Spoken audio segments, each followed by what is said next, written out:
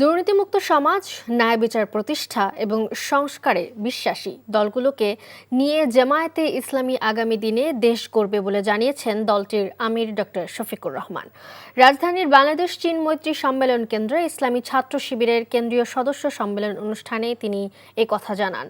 বলেন, বেকার ভাতা নয় বরং যুবকদের কর্মসংস্থান করে দেশ গঠনে তাদের অবদান নিশ্চিত করবে তার দল। সকাল 8টায় পবিত্র কোরআন তেলাওয়াতের মধ্য দিয়ে দিনব্যাপী সম্মেলনের প্রথম অধিবেশন শুরু হয়। এতে উদ্বোধনী বক্তব্য দেন ছাত্র শিবিরের সভাপতি জাহেদুল ইসলাম। এ সময় শহীদ শরীফ ওসমান হাদি সহ বিগত দিনে গুম খুন হওয়াদের স্মরণ করা হয়। সম্মেলনে দেশ বিদেশের অতিথি এবং ইসলামিক স্কলারদের বক্তব্যের মধ্য দিয়ে দুপুর 1টায় প্রথম অধিবেশন শেষ হয়। দ্বিতীয় অধিবেশন শুরু হয়েছে দুপুর 2টায়। সেখানেই আগামী বছরের জন্য ইসলামী ছাত্র শিবিরের নতুন নেতৃত্ব ঘোষণা করা হবে।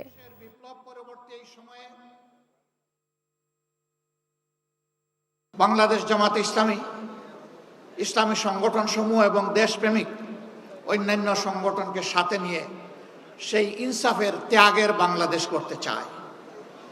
যারাই আমাদের সাথে আসবেন তাদের প্রতি আমাদের বার্তা স্পষ্ট। নাম্বার 1, আপনি দুর্নীতি করতে পারবেন না, আর কোনো দুর্নীতিবাজকে আপনি প্রশ্রয় দেবেন না।